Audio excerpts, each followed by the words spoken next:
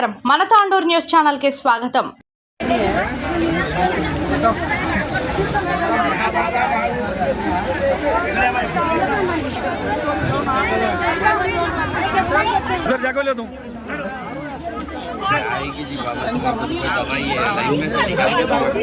Madam हाँ madam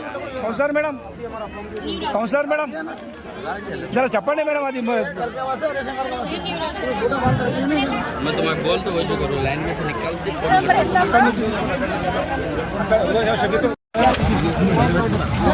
पूरा पता मैडम ऐसा ही जीरो कम लेना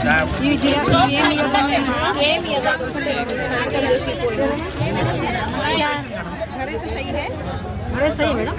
डबल बेडरूम का रूम के डबल बेडरूम हो गए ना।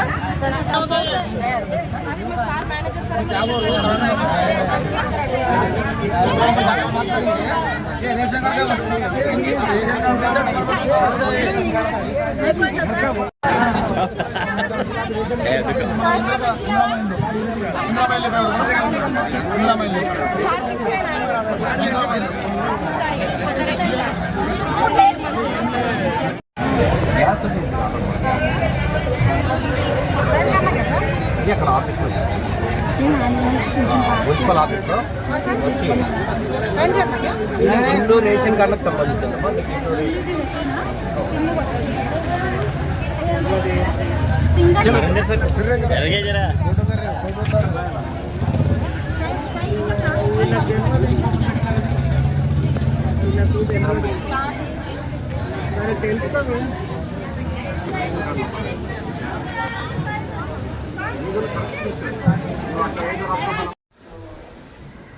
అందరికీ నమస్కారాలు।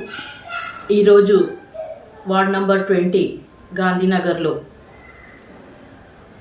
వార్డు సభ ప్రజాపాలన భాగంలోగా ఇవాళ వార్డు సభ జరగడం జరిగింది। దాంట్లో ration card new ration cards యాడింగ్కి కానీ మరి ఇందిరమ్మ ఇండ్లకు కానీ అప్లికేషన్స్ పెట్టుకోండి అని చెప్పడం జరిగింది। దాంట్లో లిస్టులో ఈరోజు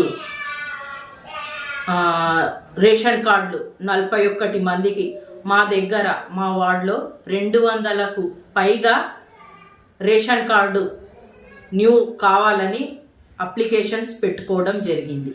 కానీ దాంట్లో 41 మాత్రమే శాంక్షన్ అయింది। మరి మిగతావి ఎందుకు శాంక్షన్ కాలేవు అని ప్రజలు అడుగుతున్నారు। ప్రతి లబ్ధిదారునికి మరి గవర్నమెంట్ రేషన్ కార్డు ఇస్తానన్నది, ఇస్తా అన్నాక వీళ్ళు ఆల్రెడీ ప్రజాపాలనలో రేషన్ అప్లికేషన్స్ తీసుకున్నారు। మళ్ళీ ఆ రేషన్ అప్లికేషన్లో 41 మందికే వచ్చింది। మరి మిగతా వాళ్ళు కూడా చాలా పూర్ పీపుల్స్। నిజంగా నా వార్డులో నేను చేసింది ఎంక్వైరీ, నేను వాళ్ళు ఎంబడి తిరిగి వాళ్ళు రాని వాళ్ళు కూడా నాకు అడిగి వాళ్ళు కూలీనాలు చేసుకునే బతికే వాళ్ళకు కూడా రేషన్ కార్డ్స్ అనేటివి రాలేదు।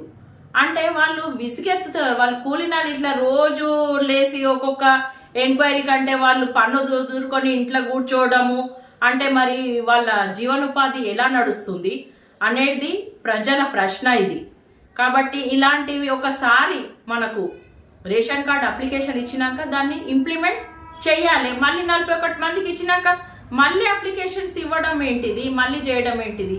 కాబట్టి నేను ప్రభుత్వంతో డిమాండ్ చేస్తున్నాను, ఇలా ఊరికే ప్రజలకు ఇబ్బంది పెట్టకండి। ఆల్రెడీ ప్రజాపాలనలు ఇచ్చిన మళ్ళీ ఇది లాస్ట్ ఫైనల్ చేయండి। మళ్ళొకసారి రేషన్ కార్డు అప్లికేషన్స్ పెట్టిన వాళ్ళు తోటి పెట్టించుకోకండి। కాబట్టి మా దగ్గర 200 పైన అప్లికేషన్స్ ఆల్రెడీ ఇచ్చిన వాళ్ళు ఉన్నారు। మళ్ళీ ఇవాళ కూడా దాదాపు 200 మంది అప్లికేషన్స్ ఇవ్వడం జరిగింది। కాబట్టి వాళ్ళందరికీ యాడింగ్లో ఉన్నారు। కొందరు యాక్చువల్ న్యూ రేషన్ కార్డ్స్ వాళ్ళు 119 మంది ఉన్నారు। కాబట్టి వాళ్ళందరికీ రేషన్ కార్డ్స్ రిలీజ్ చెయ్యాలి। ఇక ఇందిరమ్మ ఇండ్లు అన్ని కూడా ఎంక్వైరీ చేసి లిస్టులో 222 మందికి శాంక్షన్ అయినట్టు లిస్ట్ వచ్చింది। అంటే మరి వాళ్ళందరికీ ఇస్తారా, మళ్ళీ దాంట్లో కట్ చేస్తారా? అలా మరి కట్ చేయడం వల్ల మరి మీరు చేసుకున్న లిస్టు ఏం లాభము, దానివల్ల ఏం లాభం వస్తుంది?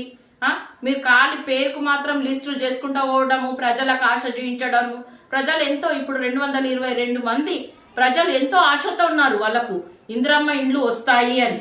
మరి వాళ్లకు చివరికి వాళ్ళకు మోసం చేస్తుందా ఈ ప్రభుత్వము అని ప్రజలే క్వశ్చన్ ఇస్తున్నారు. కాబట్టి ప్రజలకు సమాధానం ఇవ్వాలి. 222 మందికి కంపల్సరిగా ఇందిరమ్మ మా వార్డు నుంచి ఇవ్వాలని నేను ప్రభుత్వంతో సీఎం రేవంత్ రెడ్డి గారితో డిమాండ్ చేస్తున్నాను. ఇంకొకటి గ్యాస్ సబ్సిడీ అని 2 నెలలు 3 నెలలు పడ్డాయి. లాస్ట్ మంత్ నుంచి 2 months నుంచి ఇక్కడ ఎవరికి వచ్చిన సబ్సిడీ వచ్చిన వాళ్ళకు కూడా సబ్సిడీ రావడం లేదు. మళ్ళీ దీని గురించి చైర్పర్సన్ కానీ మరి కమిషనర్ కానీ ఇన్ని సభలలో వెళ్తున్నారు. ఇవాళ మా వార్డుకి అయితే రాలేదు. ఎందుకు రాలేదు మరి? ఇలాంటి క్వశ్చన్స్ అడుగుతారని రాలేదో ఏమో మరి. కానీ మరి దీని గురించి చెప్పడం లేదు. మరి సబ్సిడీ ఎందుకు రావడం లేదు? ఆల్రెడీ వచ్చిన వాళ్లకు మళ్ళీ ఎందుకు రావడం లేదు? అంటే మీరు 2 monthsకి సబ్సిడీ ఇస్తున్నారా గ్యాస్ సబ్సిడీ అనేది?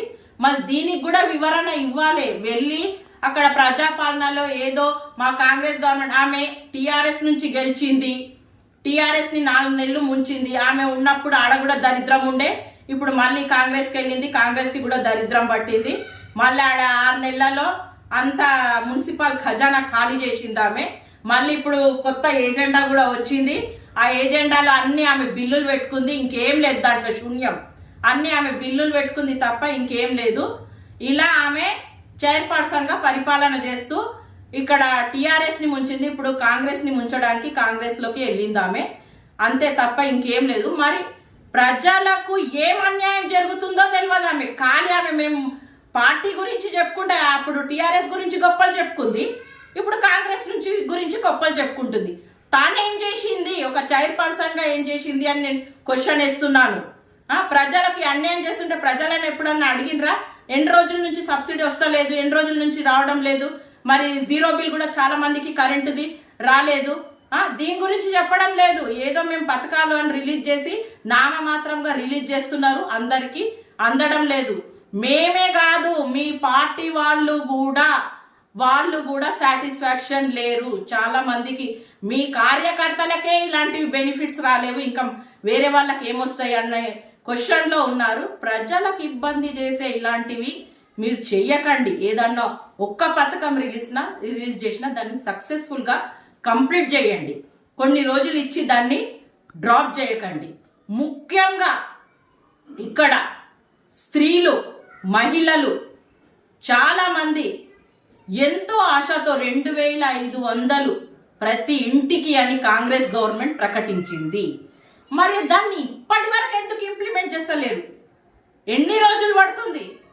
మేము కాంగ్రెస్ గవర్నమెంట్ మాది రాగానే ఇమ్మీడియట్ 2వ రోజో 3వ రోజో నెలనో 100 రోజులో అని టైం తీసుకొని మేము ఇమ్మీడియట్ ఫాలోఅప్ చేసి మీకు వేస్తామని మహిళలకు వాగ్దానం చేసిండ్రు. ఏడున్నాయి మరి? అవి కూడా ప్రజలు ఇవాళ చాలా ఆక్రోషిస్తున్నారు. వాళ్ళ బాధ, వాళ్ళ ఒక ఆశుని వాళ్ళు మేము చూడలేకపోతున్నాం. అంత సీరియస్గా మహిళలు ఉన్నారు. కాబట్టి ఈ రకంగా చూస్తే అయితే కాంగ్రెస్ గవర్నమెంట్ టోటల్ ఫెయిల్యూరు. ఇక్కడ చైర్పర్సన్ గారు అన్ని వార్డులలో పోయి మేము కాంగ్రెస్ గవర్నమెంట్ ఇది చేస్తుంది అది చేస్తుంది అని గొప్పలకు చెప్పుకుంటుంది. ఆమె టీఆర్ఎస్లో ఉన్నప్పుడు టీఆర్ఎస్ గురించి గొప్పలు చెప్పుకుంది, ఇప్పుడు కాంగ్రెస్లో వచ్చినాక కాంగ్రెస్ గురించి గొప్పలు చెప్పుకుంది. కానీ గొప్పలు చెప్పుకునేవాడకే కానీ ప్రజలు ఏమి ఇబ్బంది పడుతున్నారని ఆమె ఇప్పటి వరకు ప్రజలలో తొంగి చూడలేదు. ఆమె చేసేది ఒక్కటే స్వలాభము. ఆమె సొంతానికి ఏమి లాభం వస్తుంది, ఏ కాంట్రాక్టర్స్ ద్వారా ఎంత బిల్లులు వస్తున్నాయి, ఏ బిల్లులు పెట్టుకోవాలి. మొన్న జేసీపీని అలాగే హైదరాబాద్లో రిపేరింగ్ అని పెట్టి దాన్ని ప్రైవేట్ జేసీపీ గంట నడిపించి 40, 50, 70 ఇష్టం వచ్చినట్టు రాసుకొని మళ్ళీ ఆ బిల్లులు పెట్టిండ్రు ఇప్పుడు ఏజెండాలో. అలాగే మాంస